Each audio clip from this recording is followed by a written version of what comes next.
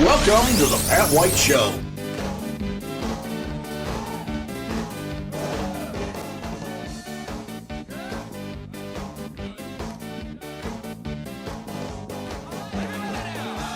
Well, there's a couple of organizations that are celebrating their 100th anniversary this year. One happens to be WOWO Radio, the original Westinghouse, started back in 1925, above a hardware store, I believe.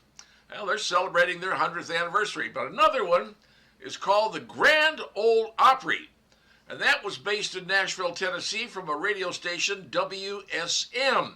Two radio stations started around the same time, both 50,000 watts. And on this radio station, they featured a daily or a weekly event. It was called the WSM Barn Dance. As a guy by the name of George Hayes started the whole thing up back in November 25th of 1925. So here he was, having a thing on the radio, because back in those old days, well, that's what you had. You didn't have TV, you had radio, people listened to radio. So that started back in 1925. Now, ultimately, they moved from a bunch of different locations to their current location, the Ryman Auditorium.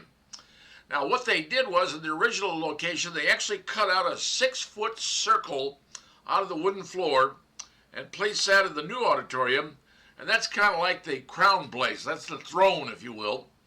And the Grand Ole Opry is kind of unique. They just had their anniversary show you saw on television, if you watched that. Saw the stars on there. And one of the big ones you saw was Carrie Underwood. Now, she went into the Grand Ole Opry. She was brought in back in 2008, I believe it was. So you get introduced to the Grand Ole Opry. Well, she sang a song to Randy Travis, one of Randy Travis's great songs. Randy Travis, who suffered a almost deadly stroke a number of years ago. And she was singing one of his classic songs, Forever and Ever. And the cool thing was, she sang the last of the song. There's one last line in there, one last word. And she went over to Randy Travis, even though he's in a wheelchair and has trouble speaking, sang the last word. It was pretty cool. Now, the Grand Ole Opry is not like the Hall of Fame. It is like a sorority or a fraternity.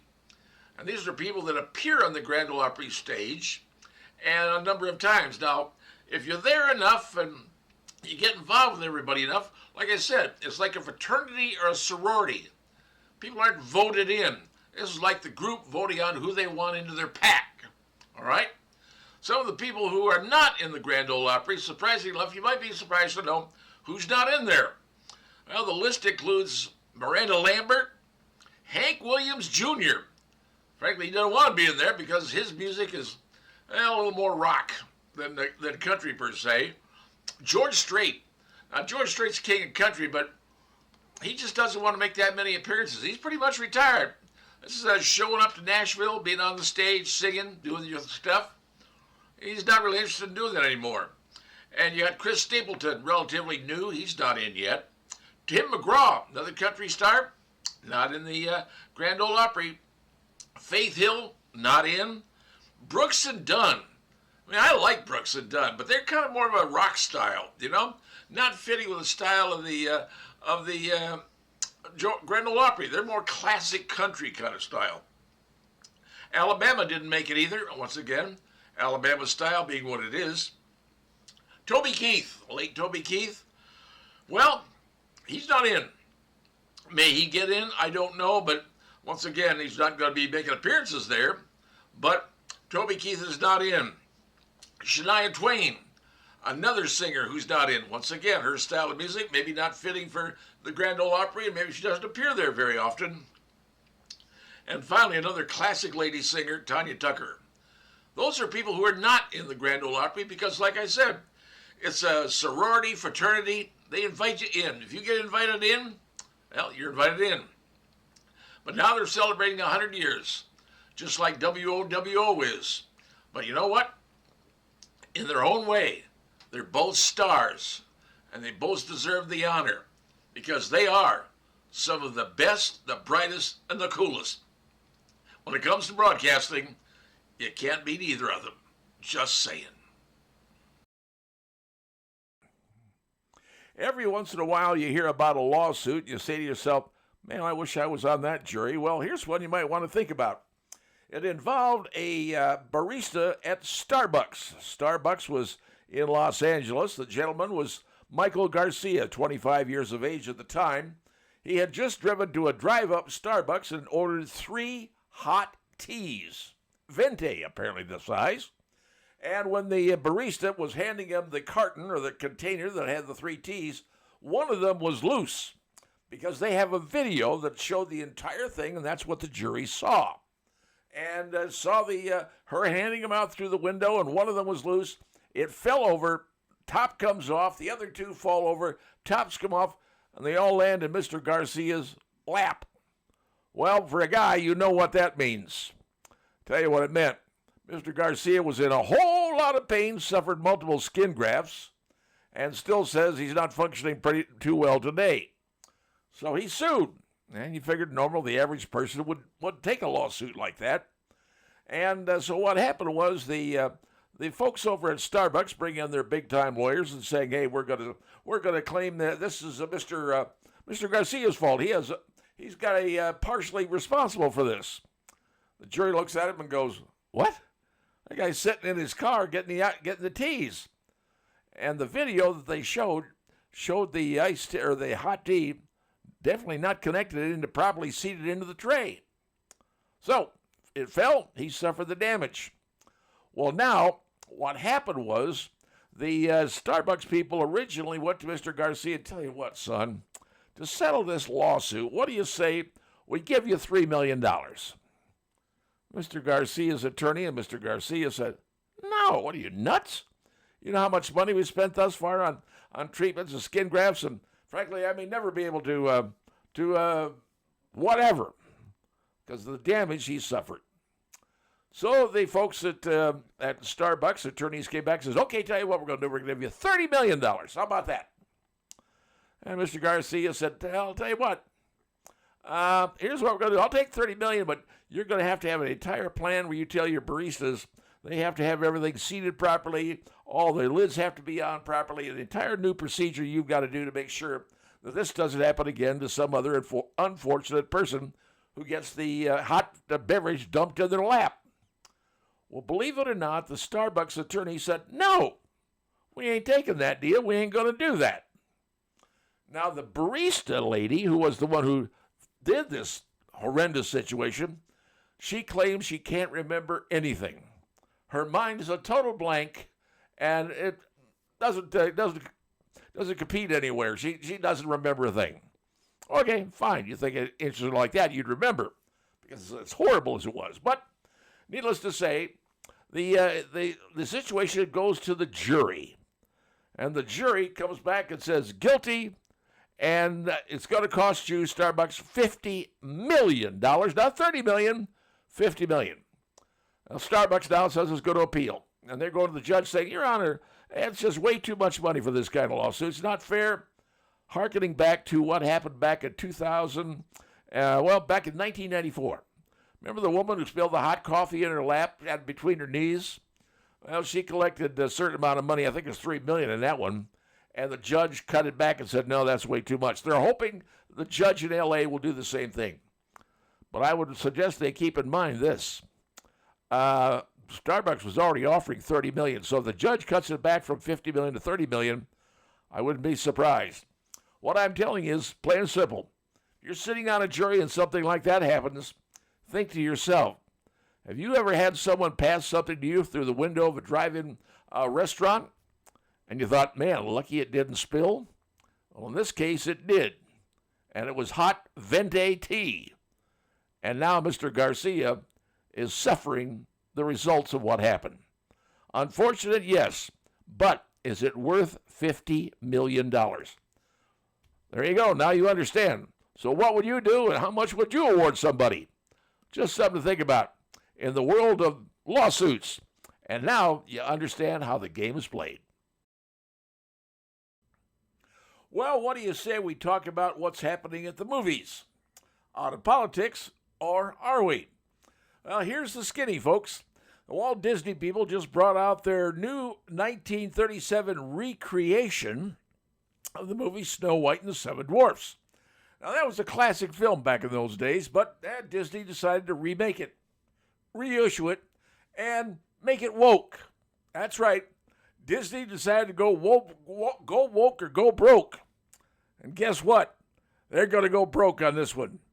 Turns out they spent $270 million making this movie. Promotion outside of that's going to cost them another couple of $100 million.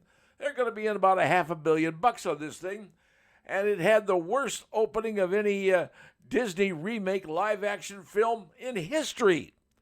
I mean, the theaters were caverns. They were empty. Nobody attended. The returns were just awful. The rating services said this thing stinks to high heaven because it's woke. And here's the problem. Prince Charming, remember him in the movie?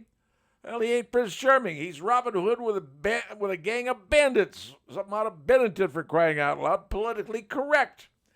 Rachel Zegler was she was the princess. She went on X and other social sites and literally said things to people who voted for Trump in the election, and they weren't pretty. I mean, it was rather profuse. And also, she was saying, "Hey, support Palestine." Well, the evil witch, the wicked witch, is done by Gal Gadot, who's from Israel. She went on there and she said, "Wait a minute, they want to do that to support Israel after the attack on the Israelis a few years back." It was an absolute battle on the internet. So, here's the problem. Now Hollywood is strictly, they're politically correct, and everything they're doing is politically correct. And good old Disney just bought into the tune of about $500 million, losing money.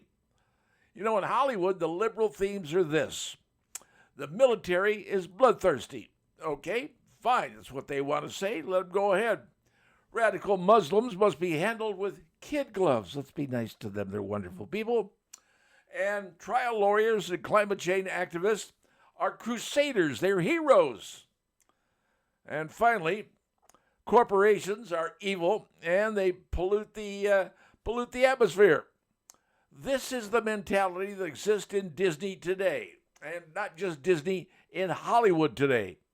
You go to Hollywood, this is the way they think. And they wonder why people are saying, "We don't want to have anything to do with you celebrities or anything else coming out of your mouths." Disney just lost themselves a boatload of money and a huge audience. Oh, and by the way, the Dwarf Actors Union, they came out and upset at Disney because they used CGI characters instead of real dwarfs. Oh yeah, somebody's angry at somebody all the time. Welcome to the world, folks. And Hollywood, welcome to go woke or go broke. Well, this time, you are going broke. And you know what? You probably deserve it. Fort Wayne Next is an organization trying to rebuild stuff in Fort Wayne, namely downtown. You may have heard about them. What they're trying to do is develop the old OmniSource land, which is on Clinton Street, across the street from the Science Central area, right down near the St. Mary's River. Now, that's a plot of land that used to be OmniSource and a scrapyard for many, many years. And once OmniSource closed it down, apparently a study was done, and the study's results have been kept secret for years. Now, I don't know if that full study has been released yet, but the concern was building there above ground might be fine, but anything underground could be a problem. Now, that being said, the next Fort Wayne Next wants to build a complete sports complex downtown, and they're offering the Fort Wayne Community School District an opportunity to build the Snider Football Stadium downtown. Now, you got to say to yourself, wait a minute, Snider's Football Stadium would be downtown Fort Wayne and not on Snider's campus. Well, here's the problem. That campus is kind of landlocked. It's been landlocked for a long time. Now, the school board and the school district wants to build a 4,000-seat stadium there and a full rubberized track going around it, which is a pretty expansive amount of area. 4,000 seats.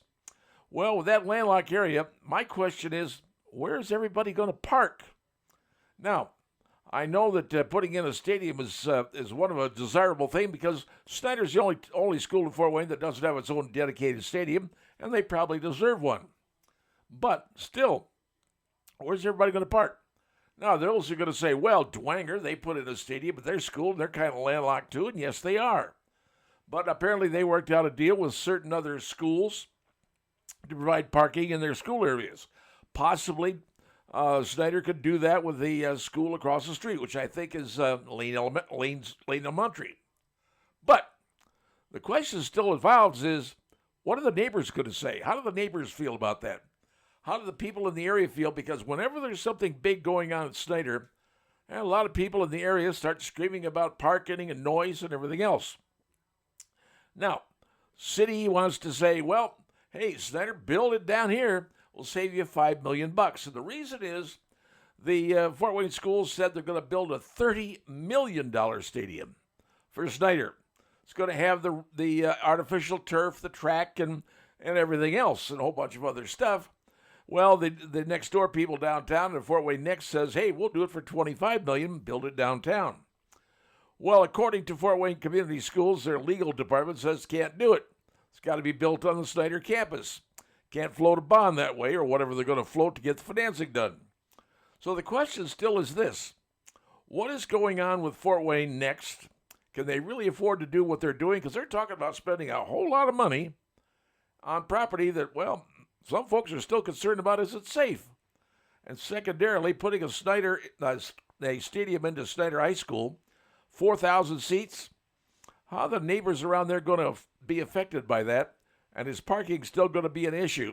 Once they build something like that, that still I believe, needs to be explained by people. That's the issue. Yes, Snider needs a stadium, but two, can it really fit there and will it work with the neighborhood? That's a big question nobody has yet to be able to answer, and we're still waiting.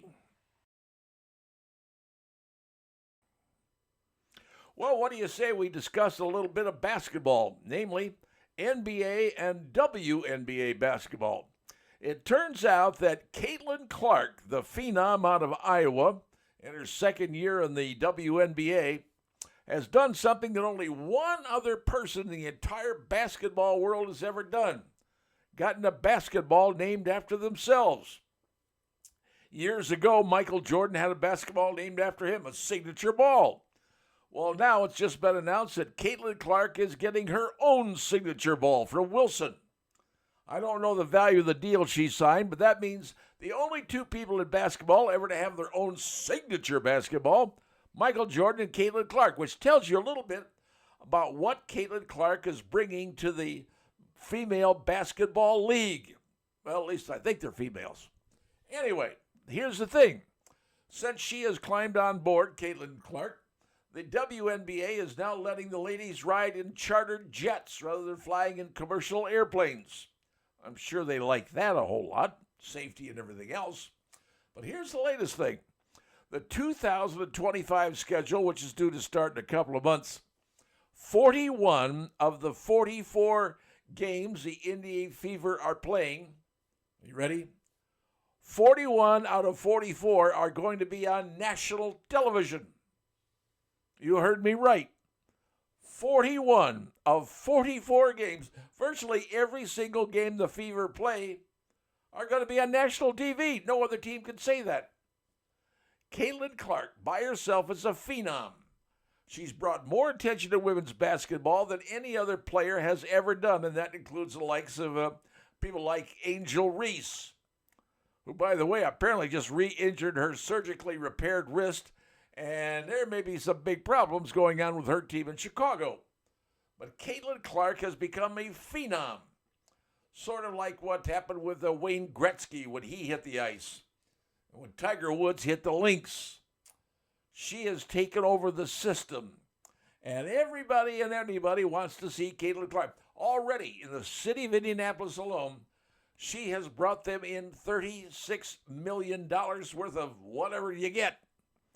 Catlin Clark, everybody wants to be around Catlin Clark. And she plays for the Indianapolis Fever. Now, how's that going to work itself out? Well, hopefully, when they get around to the wage and the wage contract for the ladies in the WNBA, they will finally see a raise. And I'm guessing somewhere in the range of 300%. That's just a guess. But you got to remember that 60% of the women's league are owned by investors. However, the NBA is blotting in somewhere over around $15 million a year to support the league. So, investors need to be paid off, and I'm sure they will be by the networks and everybody else buying time. But I think the ladies are going to get a substantial raise, and well, they should. I understand that. But now eyes are watching them because now women's sports are becoming very attractive, and people are interested in seeing it.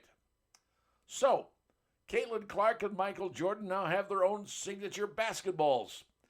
And the Fever are going to have 41 of their 44 games broadcast on national TV. And everybody else is getting a big race to go with it, and women are being watched now more for sports. What more do you want, folks? Or what more do you want, people who are detracting what the ladies can do? Now you've learned to listen. Don't mess with the ladies. They can be pretty doggone good, too. Well, when Donald Trump appointed Robert Kennedy to be the head of Health and Human Services, one of the things that Mr. Kennedy was promoting big time was restaurants getting away from using vegetable oils in cooking their products, like the French fries and those kind of things. And he said, hey, that's not the right stuff to use. You folks been sold a bill of goods to the FDA. Now, because vegetable oils, well, aren't as good as things like beef tallow. Now, people are saying, what is beef tallow? Well, beef tallow is nothing more than fat from the beef animals, and it comes from the areas around their kidneys and their loins, and they take it out, they reprocess it, cook it all down, reprocess it, purify it, and then they put it in a container. Now, here is beef tallow. That's what I use. This comes from E&L Family Markets over there in Grable, just east of Grable. And they sell this, and this goes for like $8.50. But shelf-stable, very high smoke point. So if you got one of those fire alarms that keeps going off with the smoke alarm, and that happens in your house, and believe me, it's happened to me, this stuff's got a high smoke point. So it's not going to start smoking on you, and it's great. So beef tallow, this comes from cows. Lard comes from pigs. So it's always a great thing to use, and I can tell you, cooks for years and years and years, centuries, have used either beef tallow or lard in their cooking, especially in frying.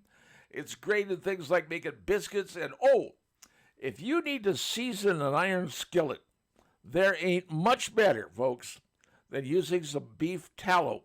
It's nothing more than beef lard, if you want to call it that, but lard, like I said, comes from pigs. Tallow comes from beef. This stuff I like. And if you want to have something that makes your food taste better and has a high smoke point, frankly, it makes everything taste better because it gives it a nice little base in there of flavor. Until you try it, you got to try it. But this is very, very stable. You can put this in like your pantry, let it sit there. It's good for like 6 months. So this stuff can be used. Beef tallow, I'd use it over vegetable oils anytime. It works better, higher smoke point, and frankly, the food tastes a whole lot better using either beef tallow or lard. Lard comes from pigs, like I said. Either one, I think you'll like it a whole lot better than necessarily using vegetable oil. My opinion, but I'll tell you what, restaurants are now switching from vegetable oil to beef tallow to cook their French fries. And frankly, they do taste better. My opinion. That's all I got. See ya. Well, once again, Indiana University has selected a new basketball coach. Not since the days of Bobby Knight have they been able to find one who's been, well, particularly the same kind of winner that Coach Knight was. But you have to understand something. Coach Knight was in an era of basketball when players stayed their entire career with one coach, one team. That is not the way it exists today. You remember I talked about Steve Alford said in a 3.5-minute rant that he said, why are we coaching? Now today you got to talk about players, how much you're going to pay them. Not what you're going to do for the team, not how you're going to treat the kid, not what kind of education the kid's going to get. Kids aren't college athletes for education. They're now in college to make money. Because you see, the rule is the NIL, name, image, and likeness. Essentially, that's a way of saying you got to pay these kids money. And now what you're getting is you go to a kid's house, talk to the parents. Hey, well, I'm going to do this for your kid. We got a great degree. Got great facilities. I'm going to be like a father to your child. Parents are going, what are you going to pay my kid? How much is my kid going to earn every year at work? And the schools with the big money and the big donor base, they're going to be ponying up big money to get the major players. And I'll tell you right now, probably a lot of that's going to be in the SEC or in the ACC. Because, you see, basketball in those areas, pretty big deal. Now, I realize they say football, the SEC is important. Well, yes, it is. But basketball, pretty important too. So, what we're seeing now is that Darren DeVries, the new coach of the Indiana Hoosiers, came from West Virginia University. And West Virginia, they said, hey, you want him, you're going to have to pay us $16.5 million in a buyout. Guess what? Indiana is going to pay them $16.5 million to get this coach. They've given Mr. DeVries a 6-year contract. Runs through the 30-31 season. They have done that for other coaches over the years. I think one of my favorite coaches that they had, after Bob Knight was Tom Crean. Kind of liked him. I thought he was a pretty good coach. But like all the coaches at IU, they don't last. And now I think it's going to be even worse for Mr. DeVries or any coach at any school. Because now it's a matter of how much you're going to pay your players.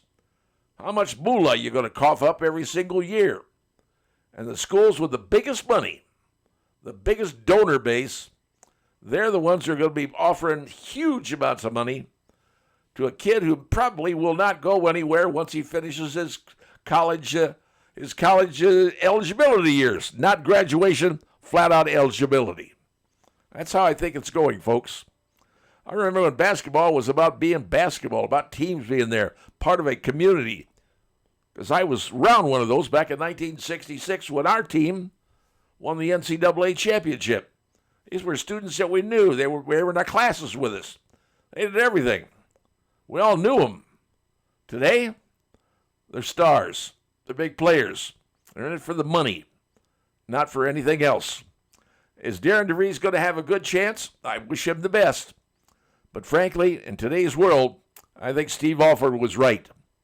It's about paying money, and who has the most is going to buy the best athletes.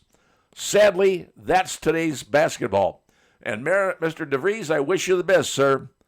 But unless IU's ponying up big money, I don't think they're going to be seeing that NCAA championship again for a very, very long time. Just my opinion, but I'm sticking to it. Let me ask you a question. Have you ever been to Disneyland or Disney World? Either of those places, either one in California or one down in Florida. And if you've ever been to one of those two locations, have you ever ridden the ride, It's a Small World? Well, years ago, when my wife and I first got married, we were down in Disney in Orlando, and my wife said, hey, why don't we go ride on It's a Small World? Well, we did. And during the entire time you're riding around this thing in these boats, and you got these little Coco dolls, they call them, and they're singing It's a Small World. Well, by the time I got off the ride, the tune It's a Small World was stuck into my head. I couldn't get the song out of my head, and I can't tell you how long it took thinking to myself, it's a small world after all. I was singing It's a Small World. I can't tell you how long it went on. And every once in a while after that, it would come back into my head, and there I am humming It's a Small World. Well, that was probably the dumbest thing I ever did, going on to that ride. That was actually written by a guy named Richard Sherman. He wrote the song. And so what Disney's doing now, they are deciding to refurbish It's a Small World. That's what they're doing for the 70th anniversary because It's a Small World started out back in 1966. And Walt Disney did it for the United Nations Children Relief Fund, UNICEF, back in the 64 at the World Fair in New York City. That's where it got started. And so it found a place in Disney, and ultimately the ride was there, and it's been there for years. It went to Disney Resort back in 71. It has been around for a very long time. So the Disney Imagineers have said, okay, here's what we're going to do. We're going to refurbish the whole thing. We're going to add the final verse to the song, It's a Small World, to make people even more screwed up on their heads. And they're going to get that done. Well, but here's the thing I didn't realize. People have been breaking off parts of the scenery.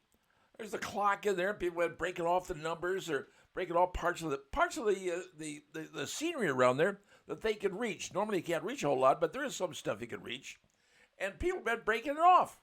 And I'm thinking to myself, why would anybody want to break off parts of It's a Small World? That's the last thing I would want to have in my brain or even in my possession. I mean, It's a Small World? Come on, give me a break. So anyway, Disney's going to reimagine the entire thing, but here's maybe something you didn't know. It's a Small World not only exists in the Disney parks in the U.S., it exists in the Disney parks in Paris, Tokyo, and Hong Kong. So all the people in those countries get to run around thinking to themselves, yeah, it's a small world. You know, that's what they're going to do. Everybody's head is screwed up.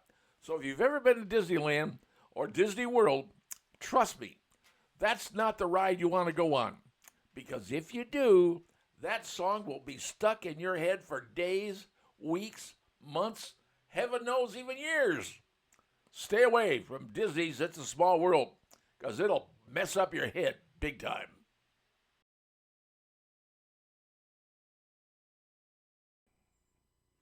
If you're a fan of the National Football League, and so many people are, you remember him from the Philadelphia Eagles, played with them, and retired at the end of this last football year. Al, guess what he has done? He has unretired. That's right, Jason Kelce has unretired, and you know where he's going to play? The Kansas City Chiefs. You heard me right. Jason Kelce is going to go and play with the Kansas City Chiefs with his brother, Travis. Now, why is he doing that? Well, apparently there's 4 reasons why he's doing it. Reason number 1, he's playing with his brother, which is what he wants to do. He said, hey, that gives me a chance to do something I love to do, and that's reason number 2. He said, when I'm playing with my brother, I'm a lot stronger football player. I love playing football, and between the two of us, we can make some noise. Reason number 3, well, how about this? Kansas City is giving him a 2-year deal for $15 million. I don't know about you, but I'd probably unretire for $15 million. That's $7.5 million a year. There's probably some incentive clauses in there to pay him even more money. So he's going to be a Philadelphia Eagle to a Kansas City Chief. Now, here's what he said. He said, look, my last year with the Eagles, I did not play as well as I could have. I did not do my job as well as I could have. Didn't have my heart into it for whatever reason. But now he said, hey, I've got a chance to do something with my brother. And this is what we love to do. I love playing football. So now guess what? Kansas City is going to have themselves a duo, a brother franchise. Does that mean Kansas City's probably going to be seen on more television? Well, I wouldn't be surprised simply because, well, you got the brother situation. You got Kansas City, Patrick Mahomes. I mean, what else do you want going on? So there's the story, folks. In unretirement football, and a lot of folks in Kansas City are very pleased. But the people in Philadelphia, trust me, they are not happy. They are absolutely livid over this. How could one of their stars leave their team, bail out of their team, and go to their arch enemy, the Kansas City Chiefs? Well, guess what? That's exactly what happened. So now, get ready, folks. When the NFL starts up this fall, well, you're going to see 2 the same players, Kelce's, together, Jason and Travis. That's going to be something to watch. Now you know, folks, the NFL football, things never change, but they never stay the same, do they?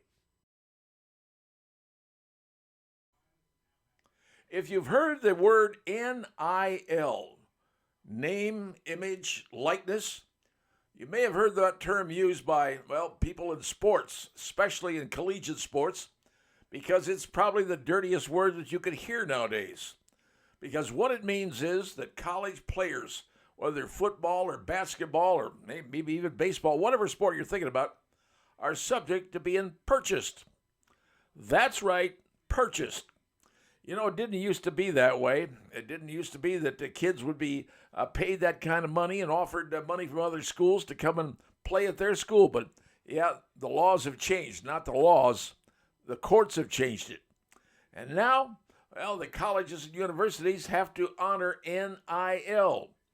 And that means, well, you could get some players or you could lose some players. Just depends upon the luck of the draw, how much money you have and how much money you want to spend. A perfect example. Indiana University basketball has a great forward, Mach Renault. I believe that's his last name. Could be wrong if I mispronounce it, and I apologize. Big forward. I think he's around 6'9", star. I mean, he's one of them, 4 or 5 point or 4 or 5 star athletes. Good kid. Playing at IU. New coach is coming in. And suddenly that Duke University has offered Mach, are you ready? $5.2 million to leave IU and go play for Duke. Now, apparently he has entered the transfer portal because that's another thing we have now. Kids can transfer around to any school they want. Every year they can go to every school they want to because they're not restricted to one school. Because it used to be if you left, you had to sit out a year. Well, now, too bad, you move whenever you want. Well, so here you have a big scoring forward leaving IU apparently, and I don't know where he's going. But up at Notre Dame, something different. Football now. A gentleman by the name of Jeremiah Love. Jeremiah Love is a tremendous running back for Notre Dame, but he too received an offer from the University of Georgia. And that amount to play at University of Georgia was $4.5 million. Now, you tell a kid that's poor growing up, doesn't have much, will hand you $4.5 million? Or like Malik, you're going to pay $5.2 million? This is what the game has turned out to be, folks. Who's ever got the most money? Going to start pitching the dough out there and getting people, come work for me, come play for me, because I'll pay you more money. It's no longer about getting a college education. Sorry, that's gone. That's yesterday's news. Now it's how much money will you give me? Because many of these players will not make it into the pros. Very few do. But make it while you can. Get the money while you can. And that's essentially what we're doing now. So could IU be losing a great player? Apparently so. But Mr. Jeremiah Love said, no, I'm staying at Notre Dame. I'm a Golden Domer. And for that, I think a lot of people in Notre Dame are thankful. Because where else could you go to a college but Notre Dame?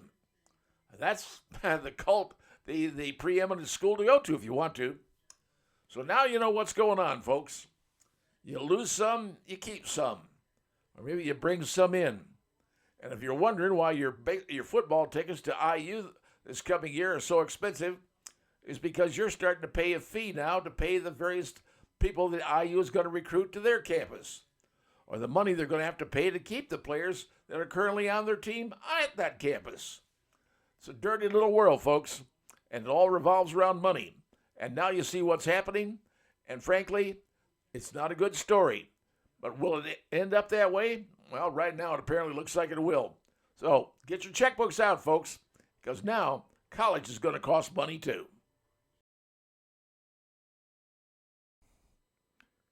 As a former U.S. Air Force pilot, I have some exciting news to pass along to you. Now, you may have heard this already because just a few days back, President Trump and Pete Hegseth, as Secretary of Defense, and a bunch of Air Force brass announced a brand new fighter that is going to be introduced into the Air Force inventory. And I couldn't be happier. What is it? Well, it's been under work for the last 5 years. They've been working on this thing and testing this thing at a secret place. Well, Area 51, call it what you will. But the Boeing company won the rights to build this new aircraft, and they've been working on this for a while, folks. A new fighter aircraft that is different and better than anything else currently flying. And they just announced it. The new F-47. Take a look at that. The F-47, this plane is Mach 2 plus. Now, I don't know about you, but that means 2 times the speed of sound plus. They're not giving you out the high speed on this thing. They're not giving you a lot of information on it. And frankly, we're lucky to have a picture of it. But there it is. The F-47. Now, people remember 47. Well, back in the old days after World War II, the first fighter bomber we had after the B-29 and B-36 was a B-47. It was a jet plane.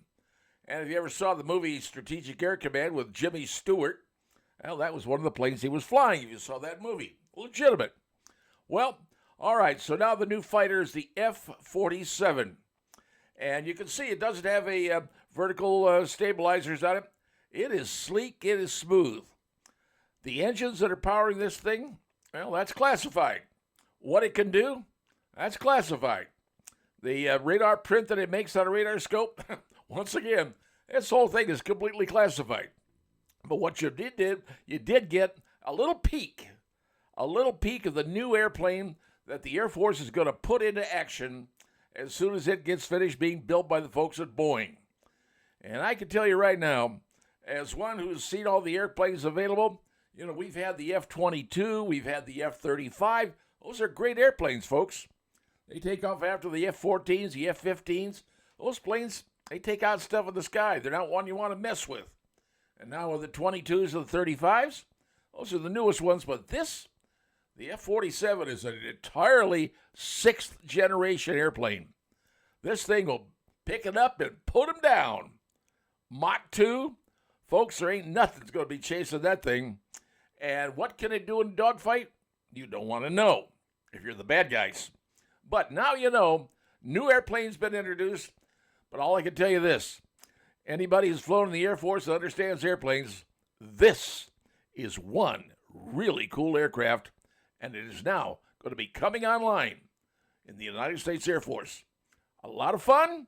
Oh yeah, baby, a lot of fun. Almost wish I could go back and fly it. Well, many, many years ago when I was young and stupid, frankly, I used to own a sports car. TR4 and also a Datsun 240Z, among some of the cars I owned, even a Porsche 914. But one of the things I liked about all those cars was to be able to go out and race them. Not in a drag strip, folks. I had no interest in doing that. But in an event called from a group called the Sports Car Club of America, SCCA, national organization. They put on races for sports cars. People who like to drive their cars on a special course, not a circle course. It's what we call like a road course. Probably seen it on TV at one time or another. Or maybe you've seen it in a parking lot of a big company with a big asphalt parking lot with the cones set up and cars are driving around. It's not a mass of cars. It's not like you see in NASCAR. These are individual cars going around for timing and things like that. Sports Car Club of America, big national company, big national organization. Well, it turns out that 3 high rollers here in the city of Fort Wayne by the name of Chuck Sirac, remember him from Sweetwater, Bill Bean, and Tom Kelly, Kelly Chevrolet, Kelly Automotive, they have decided to go buy 400 acres of land out in the area of Hamilton Road and Brandstrader on the near southwest side of Fort Wayne, south of 469. This is out in the middle of the country, folks. This is off the end of runway 23 down there at the airport. 400 acres. And they want to set up a road course. That means for cars to be able to go for timing and have a good time and a private facility they want to build. Now, like I said, 400 acres. That's going to be a pretty good concept. And yet, it's not going to be crowded. Because that's not the way it works in the SCCA. They have people out there with their cars getting stuff run. Now, there's folks out there saying, no, we don't want it. It's going to pollute. It's going to have noise.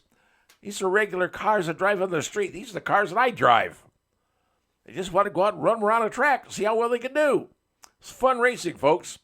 Now, we're going to see what happens to it. Obviously, there's folks that are against it, saying it's going to cause problems. Yes, they're going to erect the lights up around the thing, but their hours are from 8 a.m. to 9 p.m. But I can tell you this. We build something like that, or something like that is built in Fort Wayne. Do you realize we could get on the circuit for the SCCA national events? Can you imagine national events or regional events or statewide events held in Fort Wayne? You know what that means? People coming in spending money. That's what they do. Sports car owners spend a lot of money on their fancy cars. I'm just saying this because, yes, you're going to have people against it because they're always against something. And I realize not in my backyard, which is pretty much the concept. But if they want to build an SCCA track, and those gentlemen, and they know racing, I guarantee you Tom Kelly knows racing, and I'm sure Chuck Sirac and Bill Bean do too. 400 acres, they could build one nice place. Make it all dressy, make it all pretty with all the berms, but it's not going to be like Indy. This is the sports car club. They race individual cars on tracks to see what they can do. And for one, if it comes up for a vote, personally I'm voting for it because I think it could bring more commerce to the city of Fort Wayne. More business coming in, more people coming in, more dollars being spent, and frankly, in this world, I'm taking that kind of advantage every time it shows up. So yes, I'm voting yes and saying, let's put it in out in the middle of the country. Let's see how it works. It might be a blessing rather than a curse. Trust me, I like racing cars, and this would be fun.